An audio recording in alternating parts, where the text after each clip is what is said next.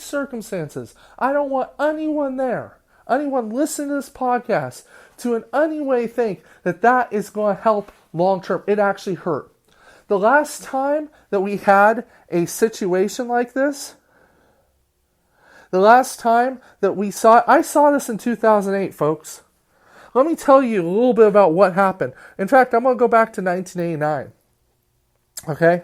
In 1989, the share of wealth, 23% of the wealth went to the top 1%. I want you to think about that. I want you to think long and hard about that. That means, let me explain to you what that means. That means, let's assume we had $100 and we had 100 people. That meant that one person had $23. And out of that $100, let's go for it. Out of that, at the next 9%, okay, they did okay. They had 37%. They were doing okay. So the top 10% had around 50% of the wealth in 1989. And then you know what? After that, the next 40%, so from 60% to, 50% to 90% of where all that wealth got. So the top 1%, the top person, one person out of that $100 got $23. Then the next 9 people split up the next $37.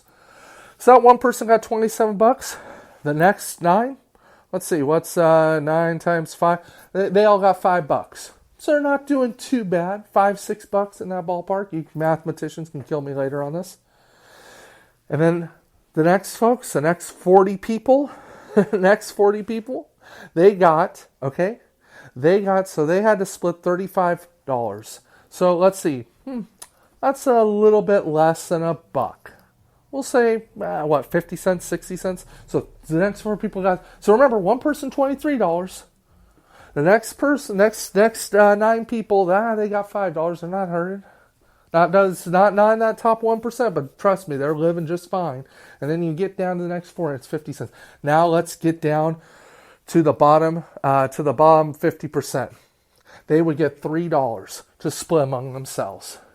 50 people try to live on $3 a day. That's the statistics. I'm sorry, $4 a day. Let's round up. We'll be charitable. Now, that's 1989. That was gross in 1989. Okay? Now I'm going to tell you about right now in I'm even going to do 2018. So that same group that got, that same top 1%, now they've gone up to $30. They made $7 more to spend. And the next 9%, they did okay. They did marginal. They got their 38.9%. So they went up $6-7. The next 40% saw their wealth take a steep drop. Now they are getting maybe 25-30 cents an hour, maybe 40 cents if you're lucky. Oh, and why even bother with the bottom 50%? They had to fight over $1 Now I don't know if this math makes any sense of it for you. But this is a con job. The game is rigged. And that number that I just told you about, that's going to accelerate. That's not going backwards. This bill did nothing to help working people. Not really. Oh, good. You're going to get $2,400. That's wonderful. And you know what they're going to do? You know what they're going to do with that too? When they start seeing stories of people blowing the money and being stupid about it, that's what they're going to do. You're going to hear the dumbest stories of working people doing stupid things with the money, and they're going to get mocked. They're going to get mocked. They're going to get told how stupid they are. Because they're going to get this flush of cash in addition to the tax money, and working people are going to go, yay!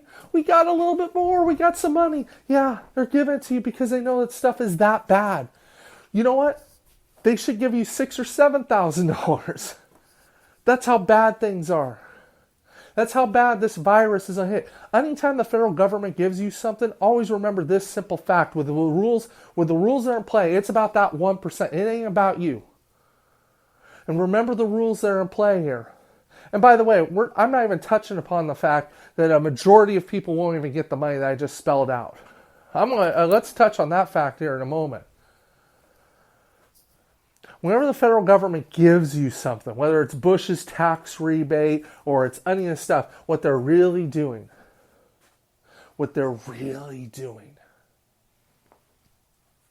is they're trying to speed up that vehicle to give wealth. Always remember one very important thing about the world. This very important thing is this. The 1% will never, ever miss a chance to take advantage of scared human beings. Ever.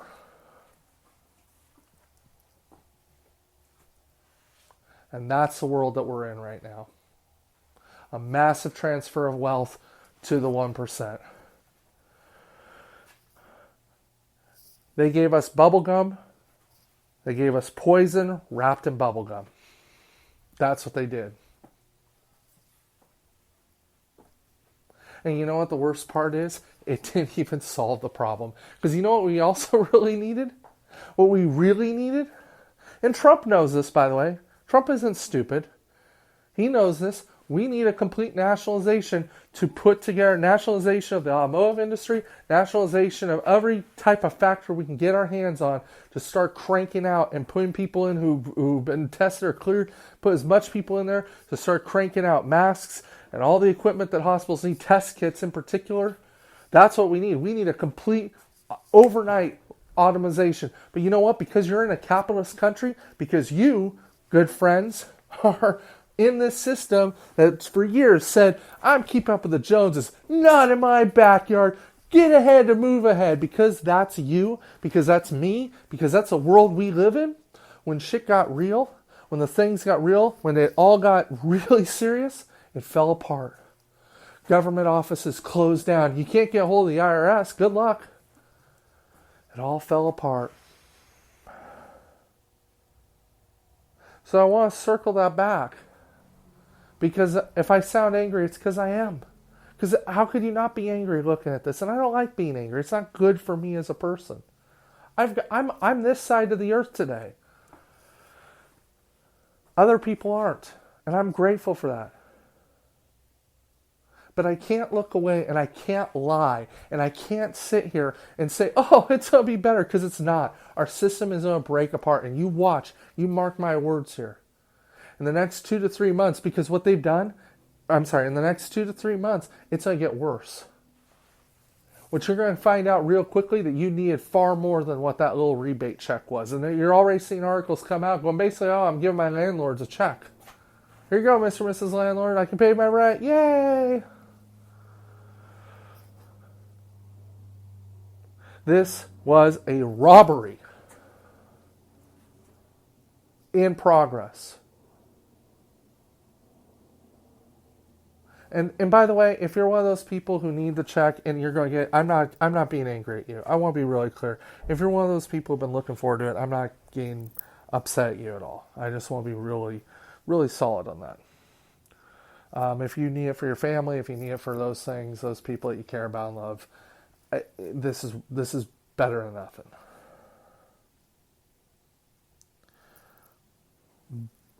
But I just want you to understand that this was a deal with the devil. The corporations are going to get more power. They're going to get more money. And it's not even the corporations. Forget the corporations. They're useless.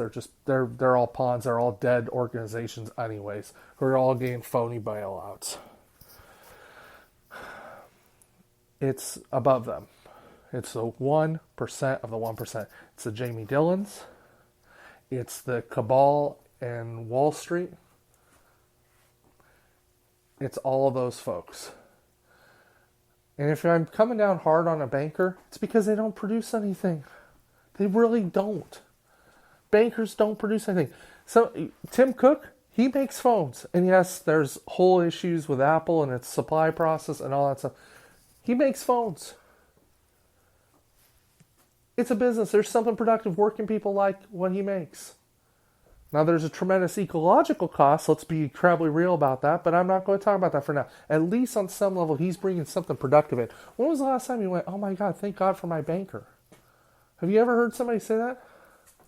Now, you'll say, thank God for my bank teller. You might go into the bank and you might have a nice teller who hooks you up and figures something out for you and helps save you some money or do something.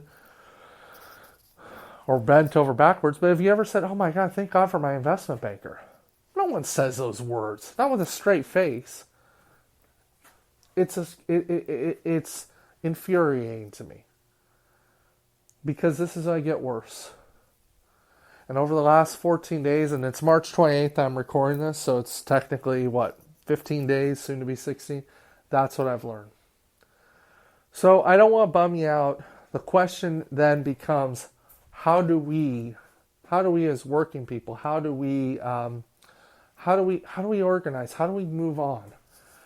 We just got a stimulus bill. It's not going to help, because they're going to need to do more, by the way. Because this quarantine, maybe it gets lifted. It's not going to be lifted by April 15th. I'll tell you that right now. So we'll see. So how do we move on? How do we regroup? What do we do as humanity? I don't know.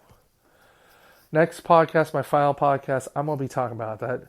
I want to say thank you to everyone who hung in here and listened to the podcast. There's a few people listening tonight around the globe. I want to say thank you to you. I'm going to jump off now. Be safe with your families. Be wonderful. Be great. Care about you. Be amazing. And don't forget people like Scott, who are ahead of the curve. But most of all, they cared about their friends and their family.